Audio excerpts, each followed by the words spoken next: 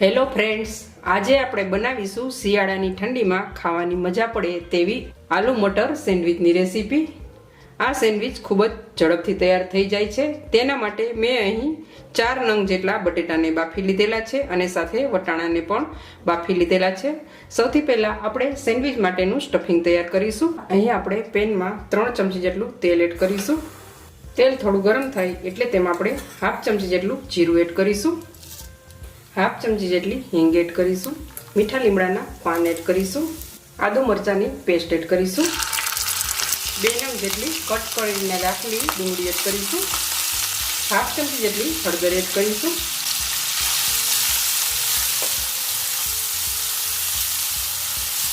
स्वाद प्रमाणे मीठું एड करीशू।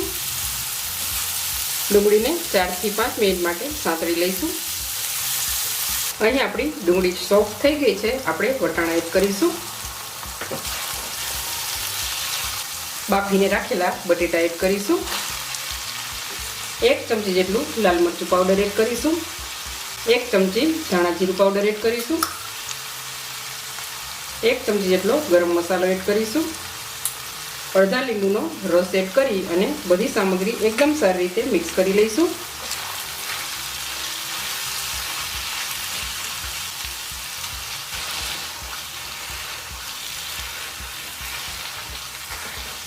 અહીં આપણો સેન્ડવિચ માટેનો મસાલો એકદમ સરસ તૈયાર થઈ ગયો છે। ઉપરથી થોડા લીલા ધાણા એડ કરીશું અને મસાલાને થોડીવાર માટે ઠંડો કરી લઈશું। હવે આપણે સેન્ડવિચને ભરી લઈશું।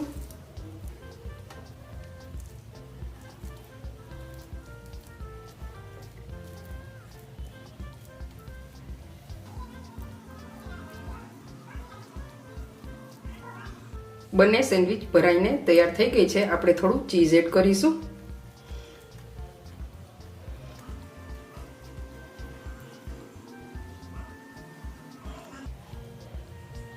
આ રીતે પેક કરી લઈશું। બંને સેન્ડવિચને અહીં આપણે ટોસ્ટરમાં શેકી લઈશું। જો તમારી પાસે ટોસ્ટર ન હોય તો તેને તમે નોનસ્ટિક તવીમાં પણ શેકી શકો છો। અહીં આપણી આલુ મટર સેન્ડવિચ શેકાઈને એકદમ સરસ તૈયાર થઈ ગઈ છે। મેં તેને ગ્રીન ચટણી અને ટોમેટો કેચઅપ સાથે સર્વ કરેલી છે। તમને જો અમારી આલુ મટર મસાલા સેન્ડવિચની રેસીપી પસંદ પડે તો લાઈક કરજો, શેર કરજો અને મારી ચેનલને સબસ્ક્રાઈબ કરજો।